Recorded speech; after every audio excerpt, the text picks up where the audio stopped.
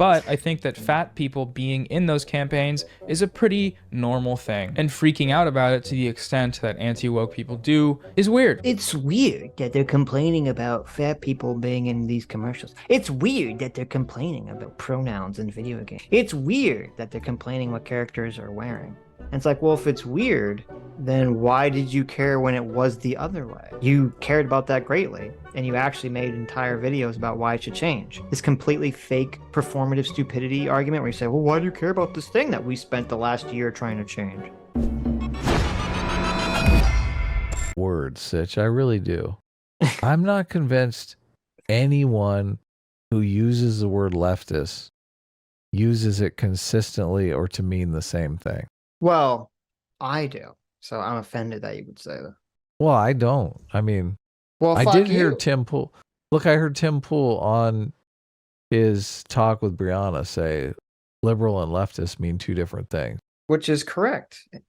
Yes. Completely and it made correct, me look, yes. it made me think, okay, well, Tim Pool is using it the correct way, that leftist means socialist and liberal means liberal. Liberal, yeah. Yeah. But Brianna thought that they meant the same thing. Sure. So she doesn't know. Well, and to be fair, there are lots of people on the right that think they're the same thing or use them interchangeably. Yes, and progressive. Right. Yeah. That's, yeah. Sad. His final point in this video is a call to leave your internet politics echo chambers. His lead up to that is making the case that my channel and other left-leaning channels like it are echo chambers that discourage you from seeking other perspectives. There's so much evidence that Noah doesn't see stuff like this because he lives in an echo chamber and doesn't actually listen to the opinions of people on the opposing team with an open mind. Now, to start off... Now, Think Before You Sleep is saying this in reaction to Noah bringing up all those studies that he got all completely wrong. I know, it's crazy. And it's not only is it true that Noah exists in an echo chamber because he would bring up all these studies that prove him wrong, but then it's even further cemented that he still exists in the echo chamber because instead of looking at those studies and saying, oh, well, this is scientific information that should make me change my opinion, he doesn't. He doesn't change his opinion at all. So Noah here doesn't actually give a crap about science or care really about science at all. It's all just post hoc reasoning to try to justify whatever moral virtue signaling dog crap that he wants to justify. Yeah, science is always the first thing to go under the bus with anyone.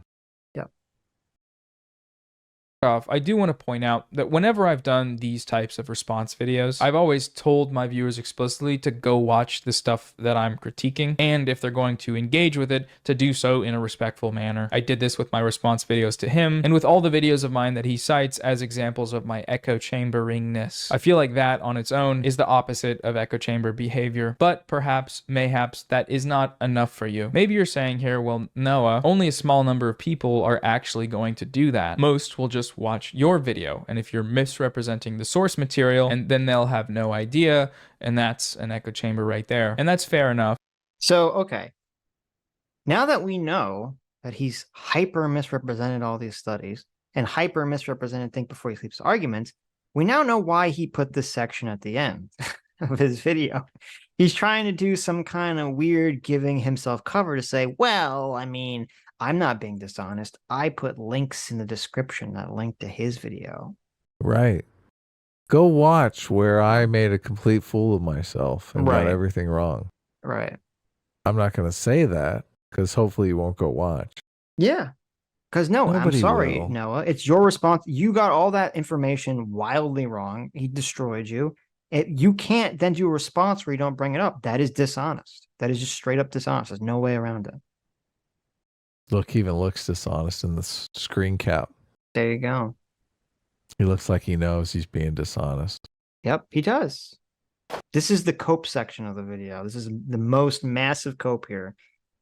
Good, I guess. like but also, that's sort of a problem inherent to this platform. This is just how people consume content and how they subscribe and watch creators that often just agree with their political views. To some extent, all channels will have echo chamber tendencies because of this. So he fully admits it. He's like, look, this is my business model, okay? You know what he's saying? He's looking at you and he's saying, listen, don't hate the player, hate the game. It's He not kind of my is. fault. It's not my fault that I cultivate an echo chamber. That's what everyone does. That's what everyone wants. Don't hate me. True. Let's see how Sleep many is videos he has of Tim complaining about Tim Pool being an echo chamber. no exception either. A bunch of people came straight from his video to comment on mine, either regurgitating his arguments all over my face and mouth verbatim, or telling me to kill Wait, let me actually, I should read what that comment says. Think before you sleep destroyed your argumentation. You didn't read any studies carefully, and most of what you said is so badly put together that it gives very wrong interpretations to your public. Try to get more deep in your research next time. I feel bad for everyone that watches you without knowing how bad your research is. True.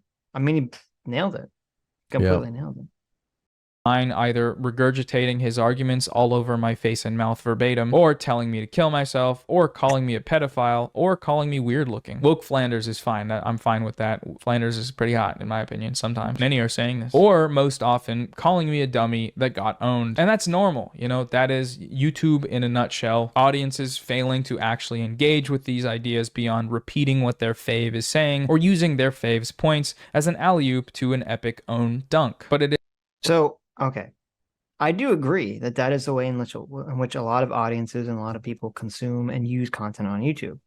You, Noah, you lying weasel, don't get to sort of try to grandstand or take the high ground here when that's all your videos were designed to do in this matter. You did not engage in any of this material or Think Before You Sleep's video in any remotely honest way. You did it in the most dishonest way possible. Yeah. It is just another example of how echo chamber tendencies are what happens on here. However, Think Before You Sleep later makes a more specific critique, which is leftist content creators' alleged fear-mongering about the algorithm. It's funny how they'll say that they aren't in an echo chamber when they are constantly trying to convince people that watching your first Jordan Peterson video means you're only about a week away from joining the alt-right. Statements like that are called fear-mongering.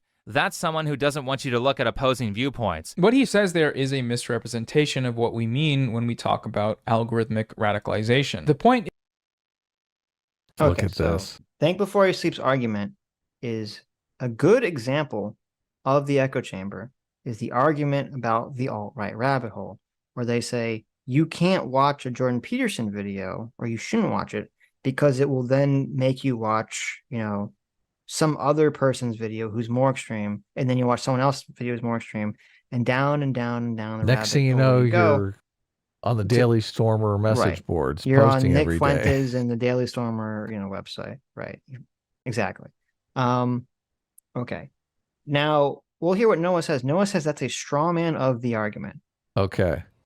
That is, first of all, that is not a straw man of the argument. I don't know what the fuck Noah's talking about here. That argument was literally the argument that that woman put forward. I forget her name, who put forward the original person that put forward the alt-right rabbit hole argument in her little paper, where she had the chart with Sargon in the middle and all the people kind of like attached going in all the different directions. Yeah. That was her argument. Her argument was you would start at somewhere moderate and it shunts you down a pathway to making you more radical. That was her entire argument. And therefore, the more moderate information, the more moderate people that were not adhering to wokeness should be censored. That was her entire argument. The Alternative Influencer Network on YouTube. That was it. Yeah. What was the lady's name? I don't remember. I was trying to see if I could find it. Alternative. What happens? There is a Wikipedia page on it. Right. Well, I'm assuming the woman would be. It's the Wikipedia page is the alt-right pipeline. There you go. Rebecca Lewis. That was the That's name. it. Yeah. Rebecca She Lewis. blocked me. She blocked me too. I don't. Why? And I it was wasn't weird. mean to her. I was kind of mean to her. Oh, you were? Oh, well, that's why. I got blocked just for being friends with you. Well, even though I wasn't on the list, my Gamergate video was in her report. Oh, I know. So You're famous. She knew. She was like, oh, it's that Sitch guy. The evil Sitch guy. Rebecca Lewis. Yeah, I do remember her. Where is she? Let's see if I'm still blocked. What's her? Let's see. I'm trying to find her Twitter, but I can't. That's not Rebecca Lewis. Rebecca Lewis data I saw and this is society. it's like a completely Twitter. different Rebecca Yeah, there's more Lewis than here. one, obviously. Oh, Oh, here it is. Becca Lou. Nope, What's- still blocked. what is it? Which one is it? It's Becca Lou at Becca Lou. Oh, BECCALEW. But it's funny. The reason I want to look it up, she still has the same creepy Twitter banner that she always had, which is a bunch of security cameras, security golden surveillance security cameras. camera. Yeah, in like a kaleidoscope fashion, which is very funny and really kind of indicative of what like she wants Big Brother, looking down at you. Yo, well, I don't get it. What's up with that? Right. What's up with the security cameras? Let's see. I'm blocking her back. Okay, you shower. Now You she's shower blocked. what's for. Don't mess with me, Becca Lewis. But so I just want to be clear. He's saying that was a straw man, and that was literally Becca Lewis's argument in her paper. Yeah. That She kinda aimed at started this whole us thing, yeah. unfairly. Right. Let's see what he Okay. says. Ready? Isn't that people are incapable of viewing alternative perspectives without turning into extremists. I've never argued that, and none of the leftist channels he's probably talking about, I've never seen them say this. The real argument is that the algorithm does play a role in how people discover political content, and that role can be very harmful and shouldn't be ignored, especially when young, impressionable people are the target audiences. I have similar gripes with... Yeah. He basically says it. Like, what's different about that? Okay. How's that any different? It's not. It sort of is. It's not. Here's if he wanted to make this argument and he wasn't alive. They're young, impressionable minds. Right. If he wanted to make this argument, or Becca Lewis or anyone wanted to make this argument and not be dishonest the way he's being right now, this is what they would say. They would say, listen, I'm not saying that. They would say, I think Jordan Peterson and whomever else that they consider to not be, writer, that their content should be allowed on YouTube. I'm only talking about the algorithmic tendency to then refer those people theoretically to some more extreme content, and the extreme content shouldn't be allowed on YouTube. Because then they would be saying, I'm protecting the person who's not an extremist right to say what they're going to say. And I'm only saying that I don't think the extremist who's actually breeding hate or racism or bigotry, like, Richard Spencer or something, that person shouldn't be allowed on YouTube.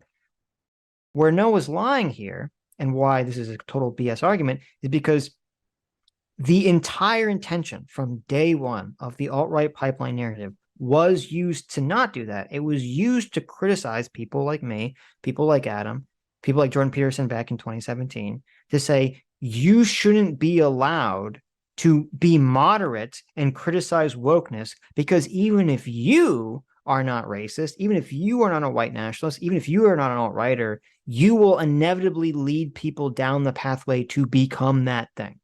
Right. You're the first step in the path. Right. So you shouldn't be allowed. And this was so incredibly apparent with Jordan Peterson back in 2017, when Jordan Peterson was very obviously acting as a gatekeeper for people, preventing them from becoming white nationalists. And yet every single one of these BS publications put out these BS articles somehow saying that Jordan Peterson was some big star among the white nationalists, even though in reality, all the white nationalists actually hated Jordan Peterson, criticized him, said he was a Jew lover, and criticized him for preventing people from becoming white nationalists.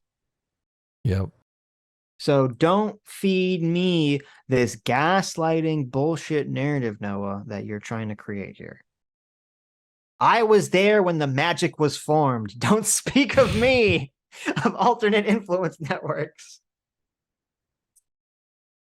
The right-wing radicalization pipeline narrative, I think it's pretty overplayed. I think the primary push to detail this wasn't actually from any of the creators people have decided to label BreadTube, but from think pieces with anecdotes that often relied on wishful thinking about the function of left-wing content on the internet. I also think that the YouTube landscape... Okay, every single left, even before they were called BreadTube, all the lefty tubers, all the leftist YouTubers at the time that this was all going on, every single one of them jumped on that bandwagon. They still use it to this day. And they still use it to this day. Yeah, So I it's hear like, it all the time. So please spare me. Spare me this. Well, I don't know who you're talking about. has changed a lot since, 2016, with the platform cracking down pretty hard on the more extremist channels, the so-called ends of the pipeline. With that said, though, to act like the algorithm isn't still a problem, isn't still something that leads people into harmful, regressive rabbit holes, that is just an uninformed perspective. Just look at the kids getting brainwashed by manosphere content. They're quoting Andrew Tate in class, they're displaying extremely misogynistic behavior, they're sexually harassing their classmates. All things that teachers weren't reporting before kids started watching this crap. I agree. We got too many kids watching Andrew Tate, who is a probably rapist, sex trafficker, degenerate. At the very minimum, he was, a peddler of smut. Yeah. and a pimp. liar. Right. He was the very minimum was a digital pimp. And that's true. I think it's bad if little kids are basically consuming this dog shit Andrew Tate content. Right. I think it's just as bad if little children are consuming your dog shit leftist content, Noah, that basically you and other content creators convince them that sex and gender are completely separate, that all these things are just social constructs meant to be deconstructed, that anyone can change their sex and gender, and that if they're feeling unhappy, it's probably because they're being oppressed by society or because they have gender dysphoria or some other thing. So they're either going to transition when they don't need to, or they're going to waste their life essentially trying to fight for some, you're going to brainwash them to fight for some cause that's going to bring them no joy or no happiness in their life. And they're going to one day be 30 years old and wonder what the hell they've been doing with their entire life. Yeah. Yeah. That's the problem right there. So look, as long as you're brainwashing them to go ahead and chop their breasts off at 14 or 15, then, then you're okay. Right. And then you're doing it right. According to Noah. How about we just not have any of these extreme ideologies? Or at least acknowledge that they both have dangers. Before kids started watching. Right? Right? We don't want the little boys to be pimps. We don't want the little girls to be boys. Think that they're boys. Right. Watching this crap. If think before you sleep's individualistic logic is to be applied here, then problems like these will only grow in prevalence. No, I don't think you turn alt-right after a week of watching Jordan Peterson videos, but a week of Jordan Peterson videos is going to right-wingify your algorithm like crazy, and this algorithmic change is an echo chamber, its own form of echo chamber. And unless you are really taking into account how this is shifting on your page, which I think for a lot of people isn't an easy thing to do, read tons of comments from people that have been into these spaces. That's not good for people, Most viewers will see a perspective and not become a psycho from it, but the ones that can't, they are not helped by this pipeline. This argument is made under the guise that everyone logs into the tube as an unbiased centrist consumer of content, when they don't. Obviously that's not the case. This stuff affects people. Studying and outlining the harmful effects, I don't think that's a bad thing. It's not fear-mongering, it's just being responsible. In my opinion, that's just my... Okay, the problem isn't the concept that, the algorithm keeps promoting specific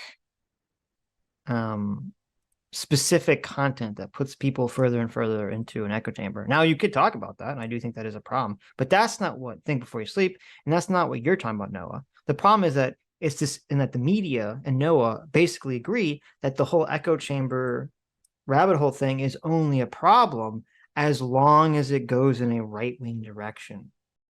If it goes towards a left or a more extreme left direction, then it's totally fine and they're never going to complain about it. Yeah. Of course. So, look, I don't really think the right wants their kids to be pimps either, though. Sure. Well, the whole red pill Andrew Tate thing's its own thing, but so hit it up. Hit it up.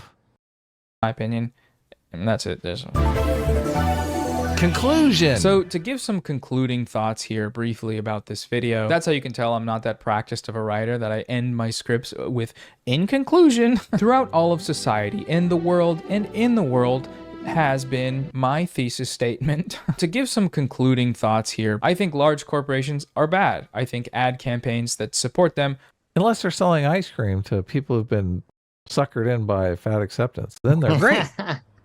are also bad, but I think that fat people being in those campaigns is a pretty normal thing, and freaking out about it to the extent that anti-woke people do is weird. It's just seems a little like insane. I don't care that much about what video game characters should wear, but there are clearly trends in games that Okay, they do this thing that's so disgustingly dishonestly lying. Because he says like, it's weird that they're complaining about fat people being in these commercials. It's weird that they're complaining about, pronouns in video games. It's weird that they're complaining what characters are wearing.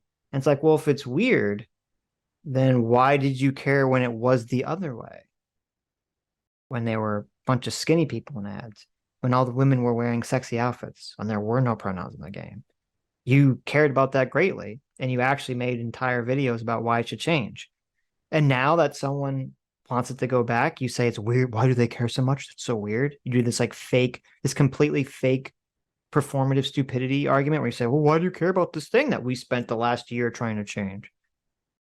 Because you spent the last year trying to change it, bub. Yeah, it's so... It's not obvious. And, and it was the same thing because, it was the same thing with the, the heel versus baby.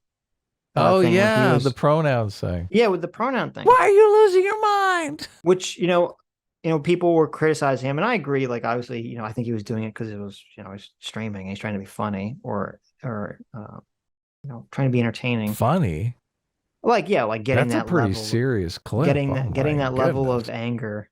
Well, I would assume seems that there's genuine to me. I'm assuming that there's some level of playing things up for the camera. Okay. Sometimes I get angry. Sure. Legitimately angry. Well, regardless. Okay. So a lot of people gave him flack for being that emotionally involved in it, which fair enough. But there was another thing which people like Noah and other people would say, oh my God, why does he care about pronouns in this video game? He's such a weirdo for caring about pronouns in this video game. And I think he made the very good argument saying, oh, so you're saying you don't care about pronouns in the video game? So you'd be totally fine if they removed the pronouns from the video game? You would support that? Yeah, why don't they just call everyone he, him, or she, her, like depending in the on games? Depending on the sex that they choose. Like in the games that Sitch used to play, where There you everyone go. was a she, her anyway. Right. Why don't they just do that? If you think it's so weird for him to get mad and care about pronouns, then shouldn't you also, then you have to agree that removing the pronouns is totally fine and acceptable, right? But whenever you ask them that, oh, well, all the excuses in the world come out, or they just don't answer, or you just hear crickets, right? So it's this completely dishonest, like, it's like part two of the, it's not happening, but if it's happening, it's good. It's like well, why do you care so much about this thing that we change? We're going to pretend like we don't care about it, even though we obviously care about it, which is why it's changed in the first place. It's just so dishonest. It's wildly dishonest. It's this insane form of gaslighting. That's the thing about society now. Everyone is gaslighting everyone. Yeah. It's like, is there any real dialogue happening? Right. Just if you want the pronouns in the video game, defend it. Don't just pretend. Don't do this fake shit where you're like, oh, well, I don't really care about it. Well, obviously you do, Noah. You spent 34 minutes caring about women being sexualized in video games twice. This is your second video on the topic. So obviously you do care about what women wear in video games. Well, he cares to the extent that his audience cares and he can make a video out of it. Sure. I don't think he so himself it's all just actually the cares at performance, all. right? Yeah, all of just course. performance. Yeah, maybe. He's like a defense attorney. Right. You know, he's got a client to defend here. Well, then he should just House say that. of Woke. He should say, listen, guys, I don't actually care about any of the issues I talk about in this, on this channel. I'm just like a gun for hire. Okay. If you pay me enough, I'll defend anything. It's kind of what happens here. Right.